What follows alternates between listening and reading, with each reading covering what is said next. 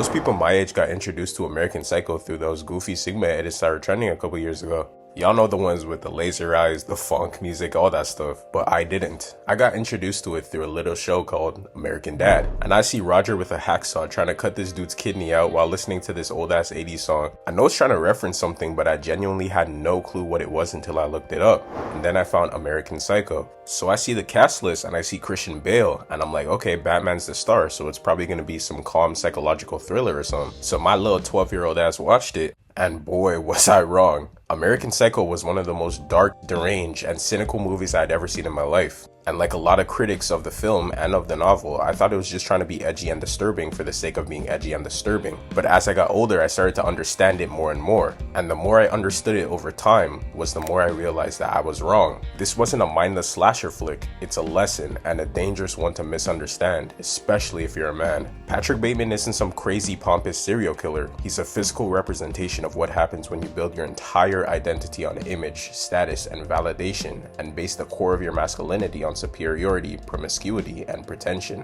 And you could see all this clearly through 3 pillars. So let's break it down. On the surface, the story is simple. Patrick is your typical Nepo baby. He dines at the best restaurants, lives in the best apartments, and wears the best clothes. All that, he's living the American dream. And at first glance, that's what the movie looks like too. Just a rich psycho spiraling out of control, going on a manic rampage. But the deeper you look, the more you realize that that's not really the story. Underneath all the violence, misogyny, and literally every single ism that you could think of is a story about soul-crushing emptiness and a void that consumes all chances of feeling. Patrick Bateman doesn't feel anything real. He has no personality of his own whatsoever. All he does is mimic the personalities of high-status people around him to make sure he's liked and respected. Even something as simple as going to dinner with friends isn't genuine. All of it is strategy. Look how he shuts down Bryce's racism and ignorance in the scene just to gain cool points and to make himself look more refined than he actually is. Lucky bastard. Lucky Jew bastard. Jesus, McDermott, what does that have to do with anything? I've seen that bastard sitting in his office talking on the phone to the CEO, spinning a fucking menorah. Not a menorah. You spin a dreidel. Oh my god, Bateman, you want me to fry you up some fucking potato pancakes? Some latkes? No, just cool it with the anti-Semitic remark. The scariest part of the movie isn't that he's insane, it's that nobody notices. And they don't notice because everyone around him is basically the same person. They all look the same, talk the same, move the same. Hell, I wouldn't even be surprised if they all stood the same. They're so alike that they literally confuse each other over and over again. So the story isn't just saying Patrick is lost, it's saying he lives in a world where identity barely even exists. A world where people don't see human beings as people, but rather as props to flex status, possession, and positions of power.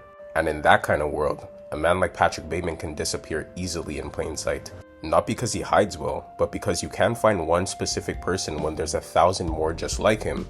And once you understand that, the next question becomes obvious. If the world around Patrick is this hollow, what kind of person does that create? Patrick Bateman isn't really a person, he's more like a product or a brand. Literally everything about him is curated. His apartment, his body, his clothes, his schedule, everything. All of it is designed so people can see him as perfect. Even when introducing himself, he's not really introducing himself.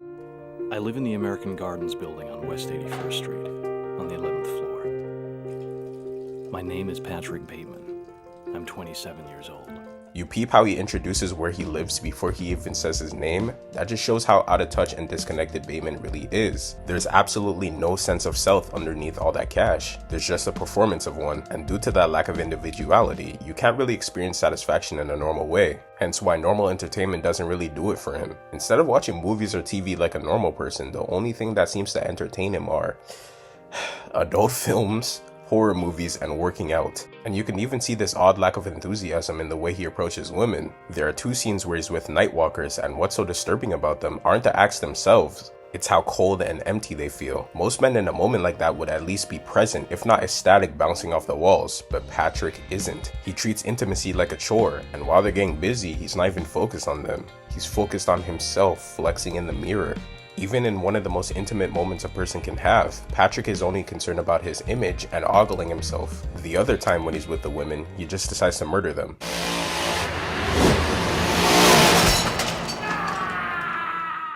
The only time Patrick seems to enjoy the company of a woman is when he's either admiring himself or committing violence against them. And that leads into the most important part of Patrick's character: his masculinity is fake. Not in your typical sense like he's weak or a pushover, but in the sense where every fiber of his being is outsourced. His confidence comes from status, his worth comes from comparison, and his power comes from performance. Even the way these men talk to each other is a competition. Every time they converse, every word has an undertone of superiority. It can never be genuine. Everything revolves around who has the better taste, the better reservations, music, yada yada yada.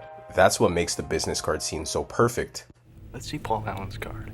Because this man almost has a goddamn stroke over a paper card. A card, mind you, that looks almost identical to his own. The way Patrick reacts is absolutely pitiful. Real men don't break down over cards. Yes, they take pride in what they own, but they have enough self-worth to know that a piece of paper doesn't and can't define them. But those sentiments don't apply to Patrick because unlike real men who live in their truth, everything around him is built on lies. He lies to everybody about getting reservations at Dorsia. He lies to the women about what he's doing in his spare time. He lies to Green Goblin about being at Paul Allen's house. And when he finally tells the truth, nobody believes him.